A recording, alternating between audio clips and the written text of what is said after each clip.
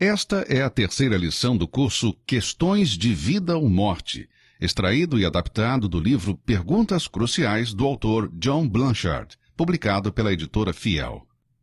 Na lição passada, tratamos das perguntas fundamentais sobre o ser humano e percebemos que existe um grande problema: o pecado. Vimos que este problema é tão grande que nós mesmos não podemos resolver por conta própria. Talvez você se pergunte: existe uma solução? Existe. E Deus mesmo providenciou a solução. A mensagem central da Bíblia resume-se nestas palavras: porque Deus amou o mundo de tal maneira que deu o seu Filho unigênito, para que todo aquele que nele crê não pereça, mas tenha a vida eterna. Já vimos que um Deus justo e santo tem que punir o pecado. Mas a Bíblia também nos diz que Deus é amor. Embora Deus odeie o pecado, Ele ama pecadores e deseja perdoá-los. Agora, como o pecador pode ser perdoado justamente se a lei de Deus exige a sua morte física e espiritual? Somente Deus poderia resolver este problema, e Ele o fez na pessoa de Jesus Cristo. O Pai enviou seu Filho para ser o Salvador do mundo. O Deus Filho se tornou homem assumindo a natureza humana. Mas apesar de Jesus ter se tornado plenamente homem, ele continuou sendo plenamente Deus. A Bíblia diz que em Cristo habita corporalmente toda a plenitude da divindade. Jesus continuou sendo tão plenamente Deus como se nunca tivesse se tornado homem. Ele se tornou tão completamente homem como se não fosse Deus. Portanto, Jesus Cristo é único. A sua concepção foi única. Ele não teve pai humano, mas foi concebido no ventre de uma virgem pelo miraculoso poder do Espírito Santo. As suas palavras foram únicas. Estavam as multidões maravilhadas da sua doutrina, porque ele as ensinava como quem tem autoridade.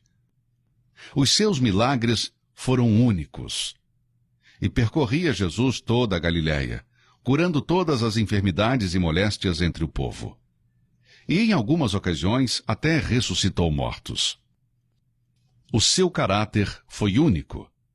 Foi ele tentado em todas as coisas, à nossa semelhança, mas sem pecado. De modo que o Deus Pai pôde dizer dele: este é meu Filho amado, em quem me comprazo. Preste atenção nesta declaração. Foi ele tentado em todas as coisas, à nossa semelhança, mas sem pecado. Isso significa que, como homem, Jesus cumpriu a lei de Deus em todos os pontos, e por isso não estava sujeito à pena da dupla morte por causa do pecado. Contudo, ele foi preso com base numa acusação forjada, sentenciado com base em provas falsas e finalmente crucificado por mãos de iníquos. Mas a sua morte não foi uma loucura, e muito menos um acidente de percurso inevitável. Tudo fazia parte do determinado desígnio e presciência de Deus. O Pai enviou o Filho justamente com o propósito de pagar a pena de morte do pecado, e Jesus veio voluntariamente. Em suas próprias palavras, o propósito de sua vinda ao mundo foi dar a sua vida em resgate por muitos. Tanto a morte como a vida de Jesus foram únicas. Por isso, é de vital importância que você entenda o que aconteceu quando Jesus morreu e o que a sua morte pode significar para você. Por que a cruz? Todo o ensino da Bíblia aponta para a morte de Jesus. Nem a sua vida perfeita, nem os seus maravilhosos ensinamentos, nem os seus milagres poderosos constituem o foco da mensagem da Bíblia. Tudo isso é importante, mas acima de tudo, Jesus veio ao mundo para morrer. O que torna a morte de Jesus tão importante?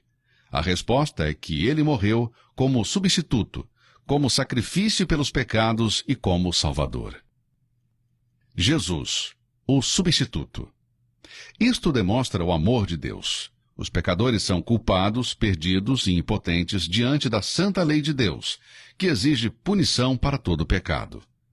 Como poderão escapar da justa ira de Deus? A Bíblia responde da seguinte maneira: Deus prova o seu próprio amor para conosco pelo fato de ter Cristo morrido por nós, sendo nós ainda pecadores. Como parte de um maravilhoso plano de resgate, o Deus Filho se ofereceu voluntariamente para tomar o lugar dos pecadores e sofrer a justa pena pelos seus pecados. O imaculado Filho de Deus, que não tem pecado, voluntariamente sofreu e morreu por pecadores, o justo pelos injustos. Jesus, o sacrifício pelos pecados. Isso demonstra a santidade de Deus. Não houve nenhuma fraude na morte de Cristo. A pena do pecado foi paga plena e totalmente. Jesus morreu não só física, mas também espiritualmente. Quando estava pendurado na cruz, ele bradou: Deus meu, por que me desamparaste? Naquele momento horroroso, Deus, o Pai, virou as costas ao seu amado Filho. Jesus sofreu, então, a penalidade da separação de Deus. Note como isto mostra a perfeita santidade de Deus. Cada pecado tem que ser punido. E quando Jesus tomou o lugar dos pecadores, ele se tornou responsável pelo pecado deles, como se ele próprio fosse o culpado. O único homem que teve a vida perfeita sofreu a penalidade da dupla morte em lugar dos culpados. Jesus, o Salvador. Isso demonstra o poder de Deus. 3 dias após a sua morte, Cristo foi declarado Filho de Deus em poder, segundo o Espírito de santificação, pela ressurreição dentre os mortos.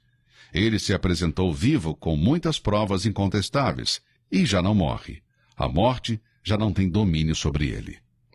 Ao ressuscitar Jesus Cristo dos mortos, Deus mostrou aceitar a morte de Jesus em lugar dos pecadores como um completo e perfeito pagamento da penalidade do pecado. E baseado nisto, ele pode oferecer completo e livre perdão àqueles que, de outro modo, estariam condenados a passar a eternidade no inferno. Mas como é que tudo isso se aplica a você? Como é que você poderá ser justo diante de Deus? Como é que Cristo pode se tornar o seu Salvador? Como você pode ser salvo? Tendo escutado tudo isso, eu pergunto: você realmente quer ser salvo? Você quer ser justo diante de Deus, seja qual for o preço ou quais forem as consequências? Se a resposta for não, isso indica que você não compreendeu a importância do que está sendo tratado aqui. Nesse caso, meu conselho é que ouça tudo novamente, com calma e atenção, pedindo a Deus que lhe mostre a verdade. Mas, se Deus lhe mostrou a sua necessidade e você realmente deseja ser salvo, então precisa do arrependimento para com Deus e da fé em nosso Senhor Jesus Cristo. Você precisa se arrepender. Isso significa uma completa mudança em relação ao pecado. É preciso que haja uma mudança de pensamento. Você terá de admitir que é um pecador em rebelião contra um Deus santo e cheio de amor. É necessário que haja uma mudança de coração, uma genuína tristeza e vergonha pela maldade e sujeira do seu pecado. Finalmente, você deve estar disposto a abandonar o pecado e a mudar a direção da sua vida. Deus desafia as pessoas a provarem com as suas obras que estão arrependidas, fazendo obras dignas do arrependimento. Você tem de fazer isso. Deus não perdoará nenhum pecado que você não queira abandonar. Arrepender-se é ir numa nova direção, procurando de todo o coração viver de maneira agradável a Deus. Você precisa ter fé em Jesus Cristo. Em primeiro lugar, ter fé em Jesus Cristo significa aceitar que Jesus é o Cristo, o Filho do Deus vivo, e que Cristo morreu pelos injustos. Em segundo lugar, ter fé em Jesus Cristo significa crer que, através de seu poder e amor, Cristo é capaz de salvá-lo e está disposto a salvá-lo. Em terceiro lugar, ter fé em Jesus Cristo significa colocar, de fato, a tua confiança em Cristo, depender somente dele para te conceder a paz com Deus. A tua natureza arrogante e pecaminosa lutará contra o abandono da confiança da tua própria bondade ou na tua religião. Todavia, não existe alternativa.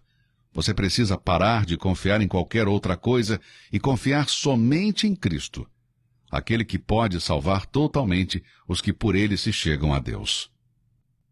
Se Deus lhe tem mostrado a tua necessidade e lhe tem dado o desejo de confiar nele, então volte-se para Cristo e faça-o agora. O ideal seria orar em voz alta, pois isso o ajudará a estar consciente do que está fazendo. Confesse que você é um pecador, culpado, perdido e impotente, e com todo o seu coração peça a Cristo que o salve e que ocupe o seu devido lugar como Senhor da sua vida, capacitando-o a abandonar o pecado e a viver para ele. A Bíblia afirma que se com a tua boca confessares a Jesus como Senhor e em teu coração creres que Deus o ressuscitou dentre os mortos, serás salvo, e que todo aquele que invocar o nome do Senhor será salvo. Portanto, se você verdadeiramente confia em Cristo Jesus como teu Salvador e agora o reconhece como teu Senhor, pode reivindicar estas promessas para si. E agora? Se agora você confia em Cristo, há muitas coisas maravilhosas com as quais você pode se alegrar. Por exemplo, agora você está numa relação correta com Deus. A Bíblia chama isso de estar justificado e afirma que, justificados, pois, mediante a fé, temos paz com Deus por meio de nosso Senhor Jesus Cristo. Através de Cristo, os seus pecados receberam o devido tratamento. Diz a Bíblia que todos os que nele creem receberão perdão dos pecados pelo seu nome. Você agora é um membro da família de Deus. A todos quantos o receberam, deu-lhes o poder de serem feitos filhos de Deus, aos que creem no seu nome. Você está eternamente seguro. Agora nenhuma condenação há para os que estão em Cristo Jesus. Deus mesmo entrou na sua vida através da pessoa do Espírito Santo. O Espírito daquele que ressuscitou Jesus dentre os mortos, que em vós habita. Que grandes verdades são estas, amigo! De agora em diante, você precisa crescer na sua nova vida espiritual. Eu quero falar ainda sobre 4 coisas importantes às quais você precisa dar muita atenção. Oração. Agora você pode falar com Deus como Pai, algo que nunca foi capaz de fazer antes. Pode adorá-lo, louvando-o por sua glória, seu poder, sua santidade e seu amor. Pode pedir perdão a Deus diariamente. Nem mesmo aqueles que se tornam filhos de Deus são perfeitos, mas se confessarmos os nossos pecados, Ele é fiel e justo para nos perdoar os pecados e nos purificar de toda injustiça. Há tantas coisas pelas quais desejará agradecer, incluindo os benefícios diários, os quais facilmente podemos tomar como certos, mas você vai querer agradecer-lhe especialmente por ter salvo você, por ter aceito você como filho e por ter lhe dado a vida eterna. Você nunca deveria achar difícil fazer isso. Você também pode pedir a Deus auxílio, força, direção e bênçãos para a sua própria vida e para a vida de outros. Em particular, você pode orar por outras pessoas que conhece e que estão sem Deus, como você estava antes. Leitura da Bíblia. Através da oração, você fala com Deus. Pela Bíblia, Deus fala com você. Por isso, é extremamente importante ler a Bíblia todos os dias para compreender a maneira por que deves viver e agradar a Deus.